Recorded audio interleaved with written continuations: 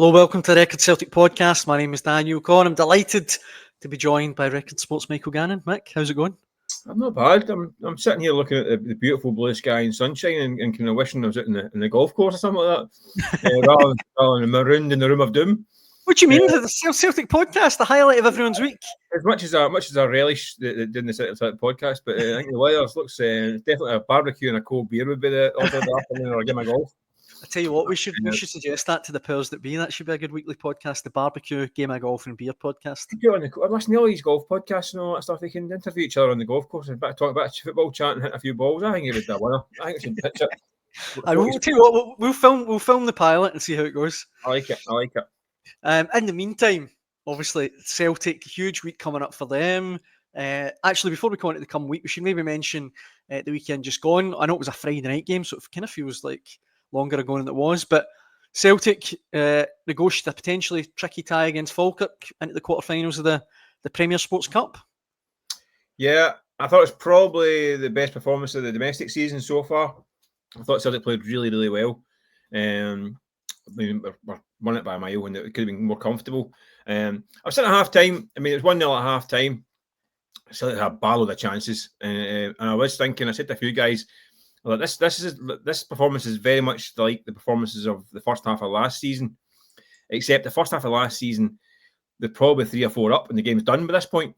And in fact, it's only one suggests that they're still lacking a wee bit of a cutting edge. As it happened, they were on the second half and they got their second, third, and fourth goals, and it was very comfortable. But at that point in time, I was thinking this is a highlighting the fact that you can't have 12 chances to score an open goal. Well, you can domestically, but I think when you get into the European arena, if you're creating 12 chances, you need to be putting these away. But I thought it was a really good performance. I mean, I thought Kieran Tierney was excellent. Textbook Kieran Tierney, but bombing up that flank, getting balls in the box. I've seen signs that Dyson Maida was finding a bit easier way to work around them and all that stuff. He was good as well. His best display of the season. James Forrest was terrific. I mean, a lot on his shoulders right now. I thought he was great. Midfield, I mean, they made a few changes in there. McCow and Engels, I thought both of them were excellent. Engels, I know there's a lot of kind of talk about Engels, but I thought he was, having not played the first 2 games, his reaction was really good. Delivery from set pieces was superb. So I thought it was a good night's work, good goals. Arthur Johnson as well, really hitting form after I come back late from pre-season. But yeah, it was a really good performance. And one of those performances, I think that Celtic fans would have enjoyed it Friday night and really seen the team playing some good football, scoring good goals, but also thinking they're not far away from a great good team here. They need to get them. I know we keep harping on about transfers, but there is a kind of feeling it's not quite the bullseye here that you would have won yet. But it's getting close to that. Like a couple of additions, this is going to be a right strong Celtic team. Mm-hmm. They're not quite there yet because then obviously you make a few changes and you're losing, especially in the attacking area. They're lacking. We know they're lacking, but they're not far off. Do you know what I mean? When they click like that, they're not far off. That's what I was getting at. I think that's adding to the frustration Celtic fans that they feel as though they're not far away from being a really good side again, because I think they have been over the last 3 or 4 years, and it's now getting back to where they were. But it's not far off it. Well, there's 2 names there, Mick, that I actually wanted to kind of dive into a little bit. The one that you mentioned there that I was really caught my eye on Friday night was Arne Engels, because I thought he's obviously he's in a weird spot, Arne Engels, because this time last year, you know, he was the star signing, he was the £11 million record buy, and to be honest, I've not really understood the kind of the backlash that he's had a little bit. But I thought at the weekend, you mentioned that his set pieces were world class. They were absolutely perfect. He played sort of that left of the 3 in midfield, and I just thought he looked brilliant. He looks like he's got a hunger about him now, and it looks like he realises that, look, if I'm going to play every week, if I'm going to be the player that can be, he needs to be at it every single time he plays.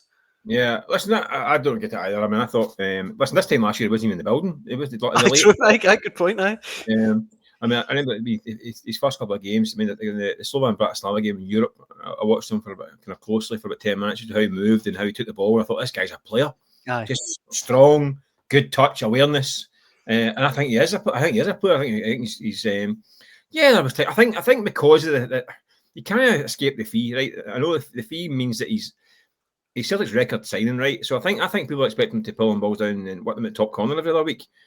He's not really that kind of player. I think he might be at some point, but he's not quite there yet. But he's a top class player. I think he is, and he's got a really high ceiling. He's nowhere near yet. So I think his base level is terrific, and he's only going to get better. I think he's been managed quite cleverly with Rodgers. Obviously, taking him out the team in the first. I think part of the reason why he's not been starting is because Benjamin Negrin is a bit more of a goal threat in getting into the box. Instead of lacking a goal threat. I mean, they're like a lump, but their striker's not performing at the moment. Adam Ida is not getting goals, and they're lacking in options in the wide areas. So they're needing goals in the team, and Negrin's a guy who's in the box all the time. So that's why he started. I don't think it's anything to do with Engels as such. I would be thinking. I mean, I think City goals against Kairat. We'll get to that in a minute. Obviously, the game in Wednesday. Mm-hmm. Just to see who he goes for, because Engels is made for that environment. He's big, he's strong, physical, which you need in the Champions League as well. And he's getting a game, so it'll be an interesting call.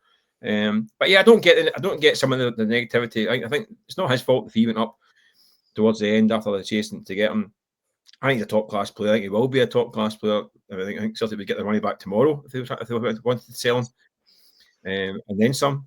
See, that's that. Sorry to jump in, but that's the thing. I've got a mate, right, who's a West Brom fan, right, Dane, a real West Brom fan, and I was talking to him about Engels last week, and I said, "Nah, he cost £11 million," and he went, "So it's not a great deal of money then."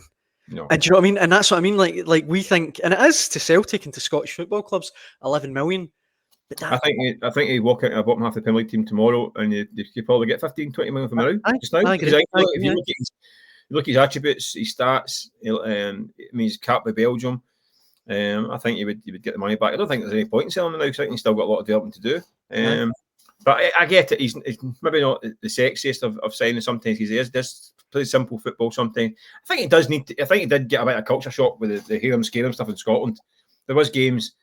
I remember matches. I think it was a game against Kelly and Hearts and that stuff. I mean, he did look a wee bit rabbit in the headlights because it was 100 miles an hour. There's folk snapping at his heels. It was like, what the heck? But he's got that now a year down the line. He'll know what's coming. So I think he's going to be fine. The other one, Mick, that I wanted to just get your take on quickly was Dane Murray, because obviously the game fell on the day that he signed a new 3-year contract at Celtic. He obviously got a goal in the game, and I mean, obviously he's still very young, but just from looking at pictures of him, seeing him in action, he's changed so much. It feels like in a short space of time. He's grown into a man. It looks like, and he looks like Roger said after the game. He's got such a high ceiling.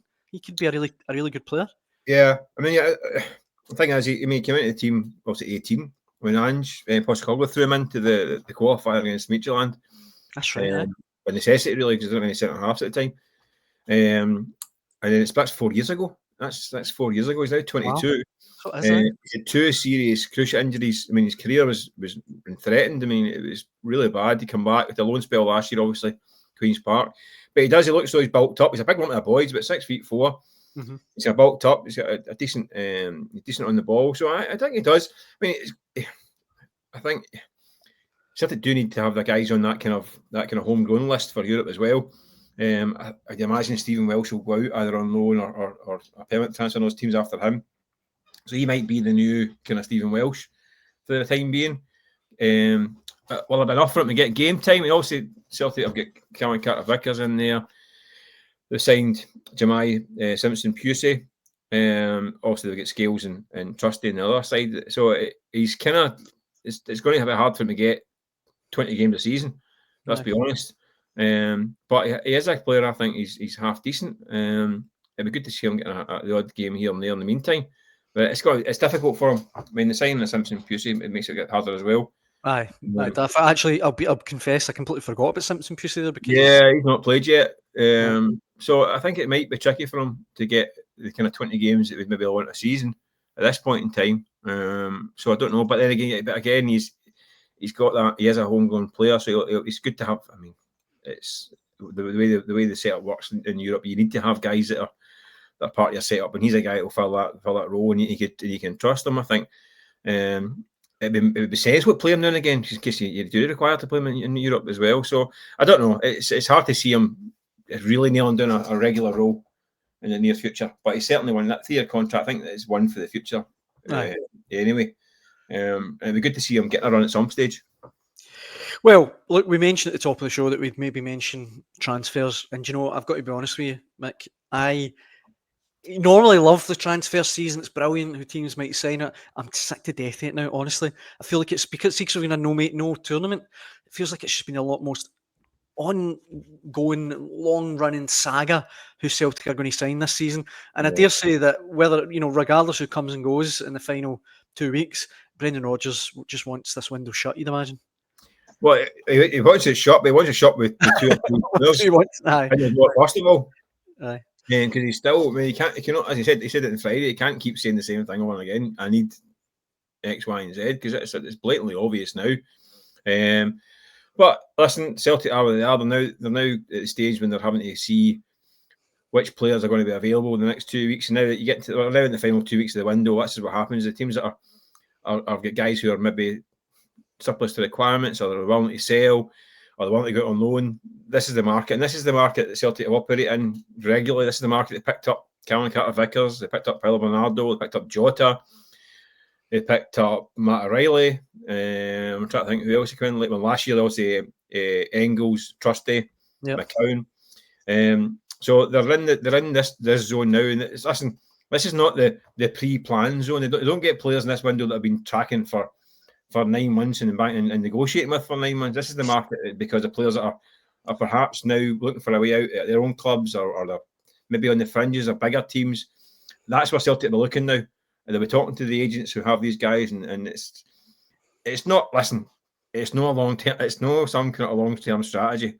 Listen, so they can't paint this as a kind of a Brentford or a Brighton, a kind of a Tony Bloom style. Oh, this is how we do this. These guys are on, there's a lot of these guys on the list, but a lot of it's just the agents who say, "Listen, like this guy," they're going to look at him and yeah, it's like quite fancy it, get him in. Some will work, some won't.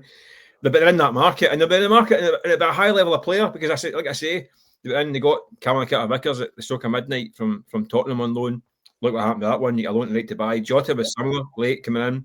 Aye. From Benfica. Bernardo, I say, was the same.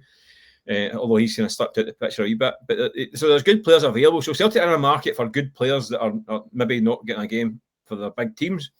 So they'll get 2 or 3 guys of that level. Well, the latest one, Mick, is Calvin Stengs, the final winger who's been mentioned the last couple of days.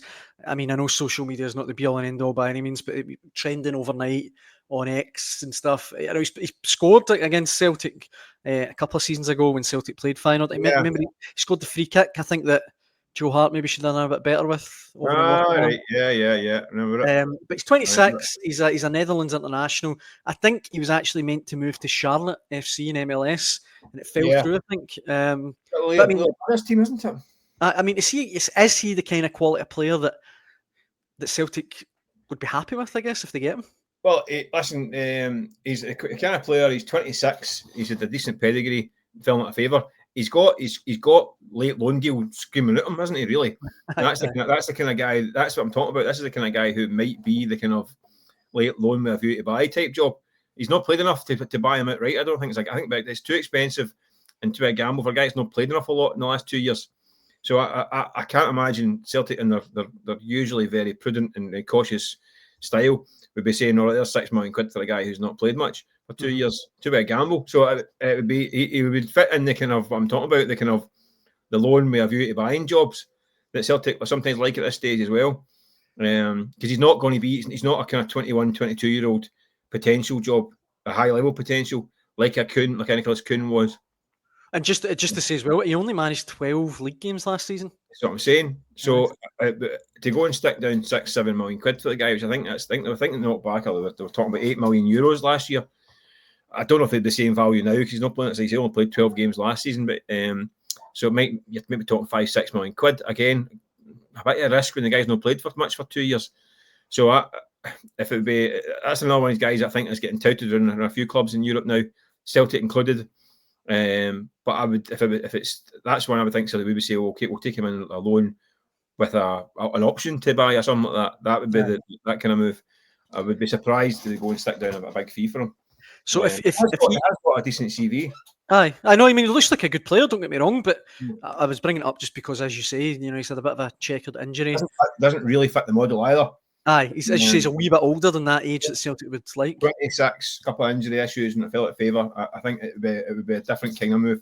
Aye. Um, 27 in a couple of months, aye. Well, there you are. So it doesn't really fit the bill, unless it's a loan deal. Which I think I suspect Celtic will buy a winger, probably buy a striker, and I think they'll probably loan a winger.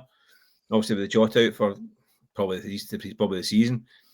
So yeah, I think there'll be at least one loan coming in. I think there'll be a couple of loans coming in at this stage, but maybe a couple of loans to buy. So if say Stengs is perhaps one of the wide players, I don't know why I can't get this out of my head, right? This is not apropos of nothing, Mick, right? But I just can't get away from Jamie Vardy, the fact he's still not got a club. Again, if he's still at a job, then it wouldn't surprise me. We've seen these guys, we've seen it before. Listen, and Rodgers is listening. You can go back to his first spell with Toure coming in to do a job for Celtic. You've had Jermaine Defoe going at Rangers late in his career. Yeah, I mean, these guys might fancy that kind of chat. I understand why it's never gone away. I just feel as it goes on, and he's still not got a club. Celtic still need a striker. He's free. Listen, if Jamie Vardy is still not a club, I mean, he's not got a club. He's not out with the window anyway. But if Celtic don't manage to get somebody in, which by the way, didn't manage it in January to get a striker in. Exactly, aye. Running to brick walls. Then I would be daft. I would be surprised if the phone call is made. Jeffrey Schlupp was an example in January. Need the left back to after Alec Bailly left in the loan spell, cut his loan spell short, and the phone call went into Jeffrey Schlupp to come in late. So there's a place for these kind of guys in the squads. Usually, experienced players that you're kind of low risk. Vardy, what is he, 38 or something like that now? 38 now, aye. Really good last season, so I'm surprised that he's not been snapped up. At that age, you just don't know sometimes. I mean, he's not Craig Brewster, do you know what I mean, or Davy Weir into their 40s. I just don't know. I think Celtic should. I mean, they've had long enough to get a striker, do you know what I mean? If they get to the end of the window and need to phone Jimmy Vardy, then something is. It might be needs must by that stage, but it's a pretty much admission that we've pretty much failed this transfer window, having had 9 months to get a striker in. Between here, the Record Celtic pod and the Hotline Live, Mike, I've pestered you over the last 2 months, and I've asked you this question over and over again, but I just want to check one more time. Between now and the end of the transfer window, you still confident Celtic will spend significantly? I said it all along. They will spend a chunk of money, because they are in that market. They've got good, decent relationships with certain clubs and certain agents, and they will be able to say, right, there's 3 or 4 guys that will pop up in the last week of the window, and they'll be able to go and get them. Which is why they don't really freak out too much, because that's how they've done it. But it's not. You can't. That's fine, right? But you can't then package it as if it's the grand plan. This is the Celtic planned it that way. Model. The Celtic model. This is what works and all that stuff. Yeah, it works, but not all the time. And sometimes it's by hook or by crook, and sometimes it's blind luck.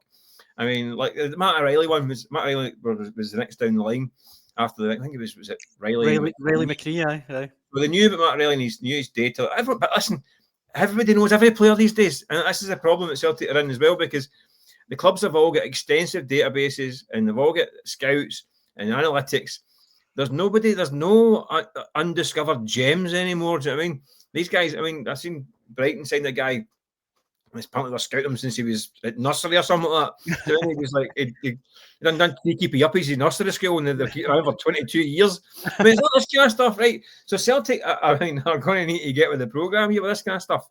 And they've revamped their recruitment network a few times in recent years and all that stuff. But the football world is, I mean, now you get teams in the Championship who are investing serious money. I mean, the English Premier League are a different level. They're picking up guys, they're picking up 11-year-olds who score a header in Africa on their line. Do you know what I mean? So they're just hanging back and waiting for to pick up the scraps. It does actually. I mean, it's a tried and tested model, but you can't just say this is it's all part of the grand plan. Do you know what I mean? The grand plan is to wait until the last week. The grand plan is to wait and see if they want their players, and we'll pick up the best ones. Then, right? That's fine, mate. That's fine. We don't tell us it's some sort of great plan. Do you know what I mean? But you are still confident between now and September. Big chunk of money. They're not scared to spend money. I mean, as much as they get the biscuit tin thing and penny pinching and all that, they will spend money.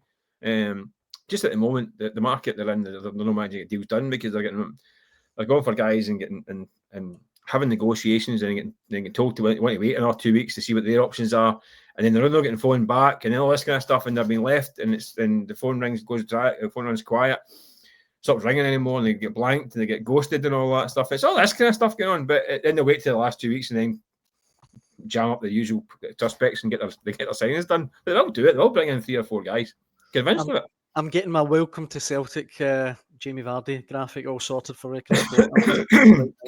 Just so we've got it in advance. Before we finish, Mick, Kairat Almaty, FC Kairat is the next big challenge for Celtic. We're recording this on Monday. Obviously, the game's Wednesday night. Look, there's nothing more we can add to underline how massive a game this is for Celtic.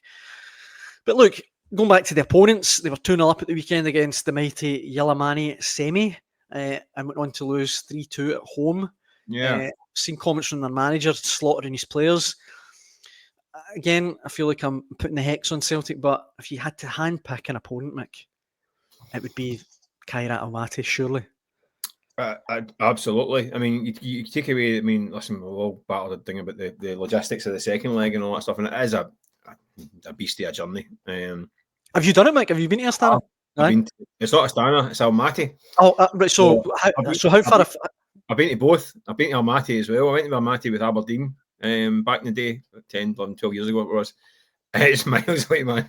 I mean, it's just ridiculous. It's like going to China or something, isn't it? It's like... So I think it's about 100 miles for the Chinese border. I mean, it's beyond kind of Pakistan and Kabul and all that, and Afghanistan. I mean, it's... How do they even class it as Europe? Well, I think a bit of Kazakhstan, because Kazakhstan is absolutely vast. I think a bit of it tucks in at the far end into Europe. So that's how they technically they sneak into Europe, but it's... I mean, it really is. It's. I mean, I think if you fly, I think Chicago is a comparison. Oh wow! It's as far away as Chicago. As far away as Chicago in that direction, going east. But so I've been before to Almaty. So I went to Aberdeen. It's a bizarre place. You horse meat in the menu everywhere you go and all that stuff. And, it's a strange old place. Are you going next week? Actually, are you down to go? Yeah, I'm making the trek Sunday morning. I'm leaving Sunday morning. Wow. I'll get in Monday morning somewhere. It's like it's a absolute camel trek. But in terms of on the pitch, you couldn't have picked a better one really, because I mean they don't travel particularly well either.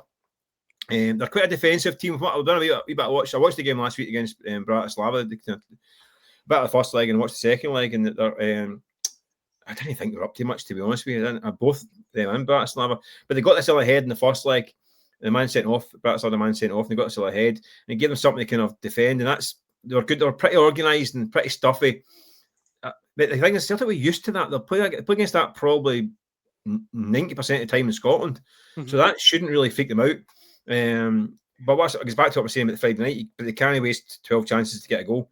They need to get that. They need to be sharper in front of goal. I think they'll need a lead. I think if they get a couple of goals up, change the complexion of the tie. I think Kairat are far easier. I think they'd be more comfortable seeing it. I mean, holding on and seeing a game out. Apart from the weekend when there's like a 2-goal lead going to go. I don't think it should. I mean, Celtic, I think, have gambled by not making signings. I think they have taken a chance because they're a couple of inches away from a nightmare situation, but they've still got enough about them to get this through this tie. I would expect them to go to a lead next week. And they need to avoid a repeat of. And I was there in Astana when the game, one of the weirdest nights I've ever covered. When it's at half time, it's 1 each, and it's 6-1 ahead, Celtic on the tie and on the overall.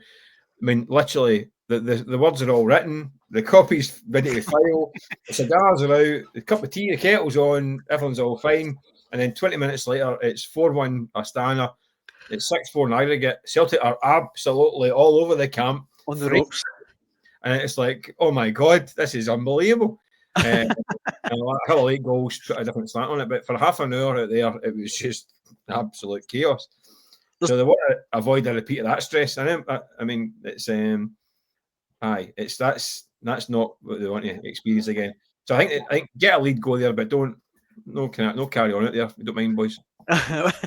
When you a disaster for my copy. It was when you look back over the years, you mentioned obviously that one, the Astana one.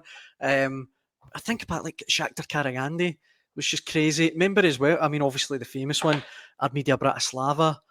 Some of these nights. Hapoel Beersheva was another one. Hapoel Beersheva. What was that against? Celtic won 5-2 at home, didn't they? They were 5-0 up at home, I think, at one point, and then lost 2 goals late. Am I right? I think you're right. 5-2, something like that. Aye. Then they were 2-0 down out there. That was it. And you were looking, going, this could again. Go. And I think it was only half time. They were 2-0 down. It was. I thought this is only going one way. They're going out here. It was 150 degrees in the desert. It was absolutely boiling. When they went to pot, I think that's the one when Brendan Rodgers came out and he said, "I feel as I've been spent the night in a tumble dryer." He just looked dishevelled and stressed and all that stuff. He looked absolutely shattered.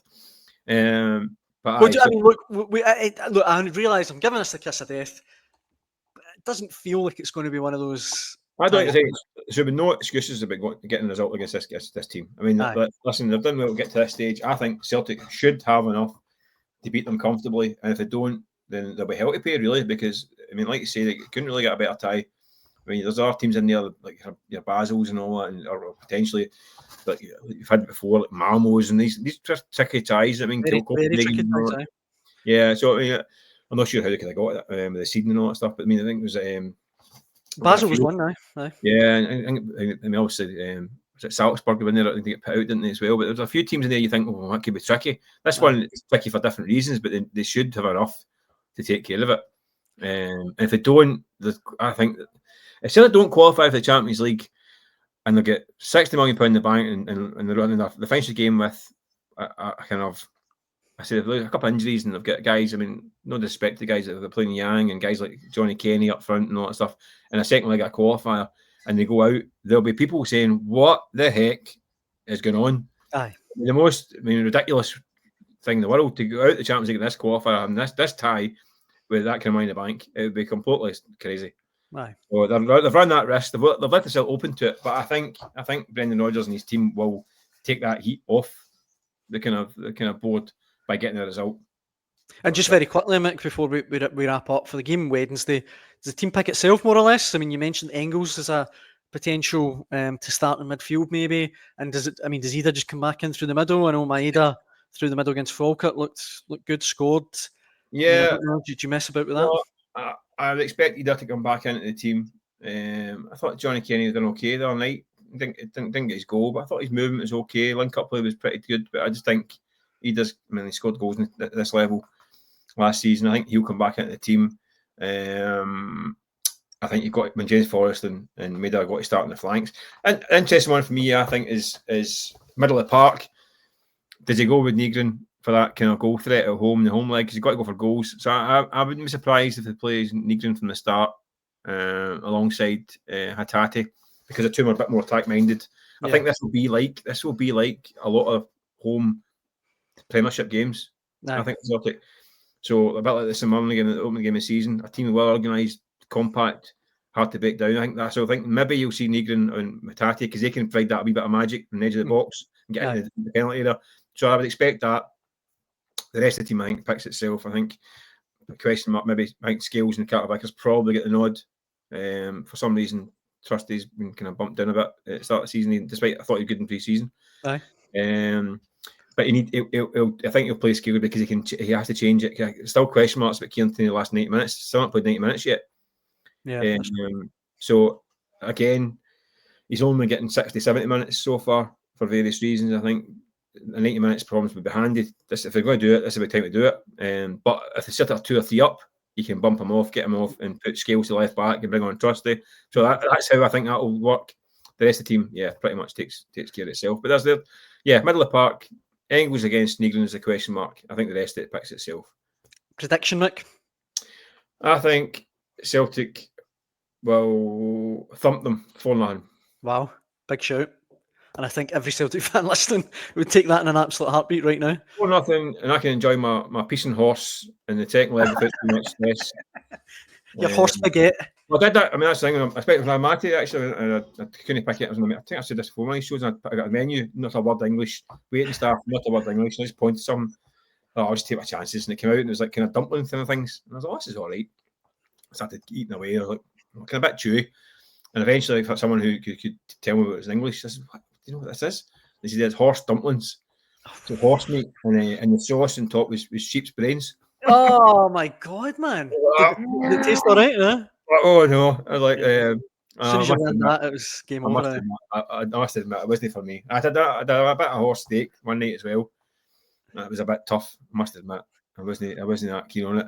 It's a wild. Almaty is one of the strangest places I've ever been. It's I tell you what, if I was at the there'd be no way I'd beaten any of that. well, that's what actually I think I did one of these English radio shows after, because it was the first time a British team had gone to Kazakhstan, and they got me on the show, and they said I said, oh, what was it? I said I had a horse for my dinner. And how was it? I said it was nae bad. And I never got the joke because obviously it's a Scottish thing. They went, okay, cheers. Live on UK radio, it's nae bad. Oh, hit the floor. Absolutely, a joke completely just. Well, if we don't have you in the Celtic pod, you're basically I put up my spine there even think about it. but if we don't have you in the pods before hand Mick, I hope you have a lovely trip again. And no doubt we'll be doing one before. I'm sure we will. I'm sure we will. But I hope. Hopefully the cuisine has improved a little bit for this trip coming up, but we'll see. We could do a live blog the whole journey, the whole 17 and a half hours it's going to take me to get there. That'd be good, if that gets some viewers, we should pitch that to management, that'd be good. I could live blog the entire journey. Leave that with me, I'll look into that. Yeah. I think for now, though, that brings to the end of this week's Record Celtic podcast. Thank you very much for listening. We'll be back to do it all again next week. Mick, it's always a pleasure. As always, nice one. Thanks a lot. Catch you up, Dan. Cheers, Mick, and thanks for listening at home. Cheers.